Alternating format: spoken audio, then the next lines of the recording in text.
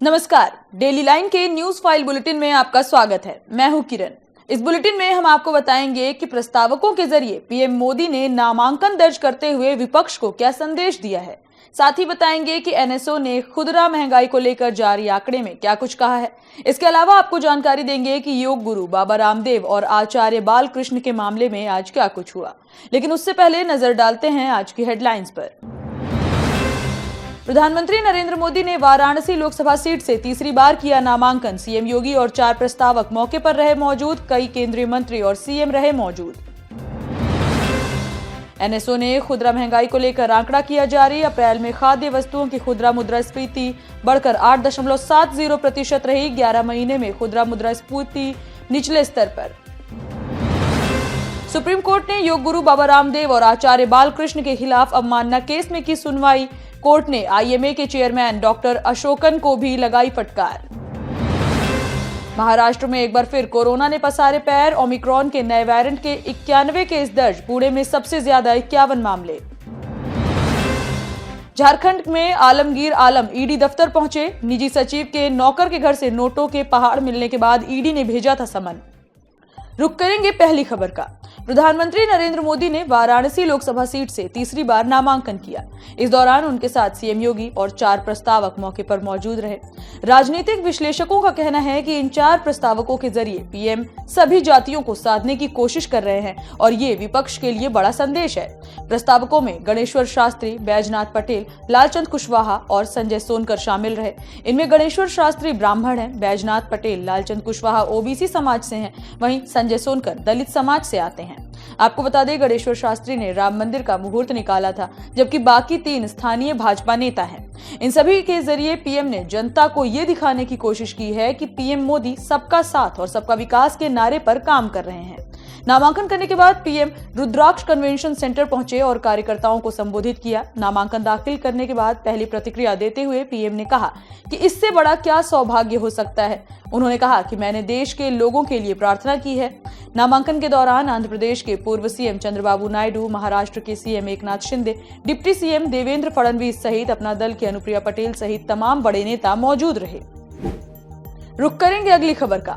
राष्ट्रीय सांख्यिकी कार्यालय यानी एनएसओ ने खुदरा महंगाई को लेकर आंकड़ा जारी किया है।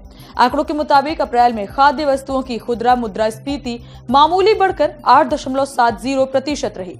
एक महीने पहले मार्च में ये 8.52% के स्तर पर थी।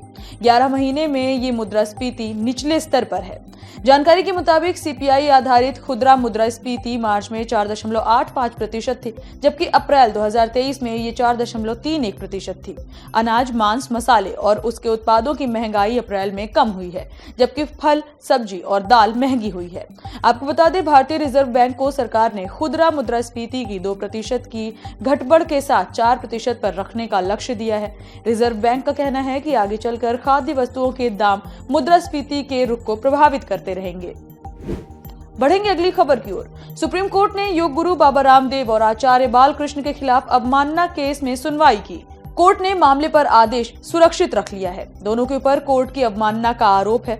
बाबा रामदेव पतंजलि के प्रमोटर हैं, जबकि आचार्य बालकृष्ण कंपनी के मैनेजिंग डायरेक्टर का पद संभाल रहे हैं।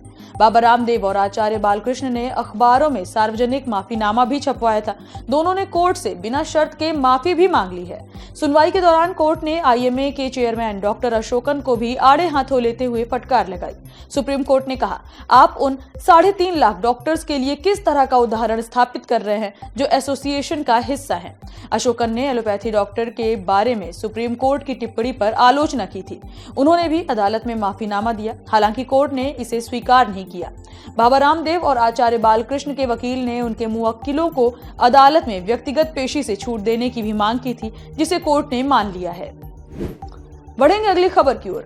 महाराष्ट्र में एक बार फिर कोरोना ने पांव पसारने शुरू कर दिए हैं। ओमिक्रॉन के नए वेरिएंट के 91 केस दर्ज किए गए हैं। जानकारी के मुताबिक इनमें पुणे में 51 मामले शामिल हैं। वहीं ठाणे में ओमिक्रॉन के KP2 सब वेरिएंट के 20 मामले सामने आए हैं।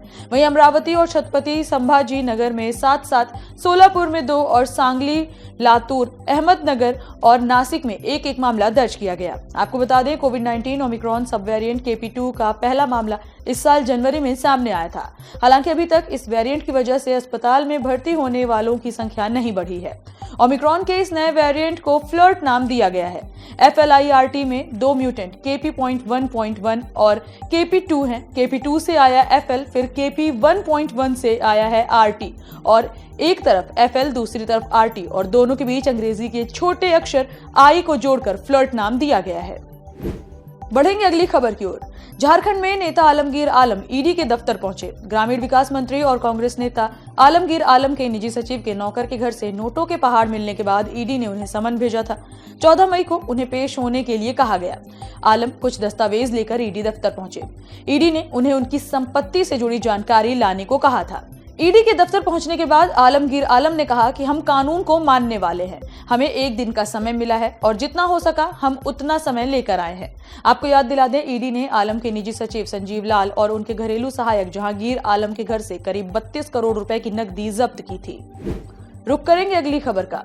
IMF की टीम के दौरे के बाद पाकिस्तान ने सरकारी कंपनियों को बेचने की घोषणा की है। मीडिया रिपोर्ट्स के मुताबिक सरकार सिर्फ उन कंपनीज को अपने पास रखेगी जो रणनीतिक रूप से अहम है। प्रधानमंत्री शहबाज शरीफ ने इस्लामाबाद में प्राइवेटाइजेशन कमीशन की मीटिंग में मंगलवार को इसकी घोषणा की।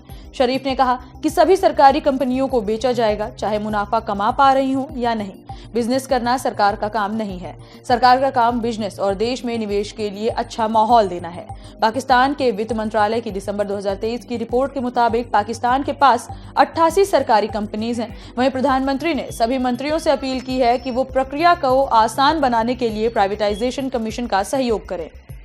फिलहाल इस बुलेटिन में इतना ही। देश दुनिया से जुड़ी तमाम खबरों से अपडेटेड रहने के लिए बने रहिए डेली लाइन के साथ। वीडियो को लाइक करें, शेयर करें और चैनल को सब्सक्राइब करना बिल्कुल ना भूलें।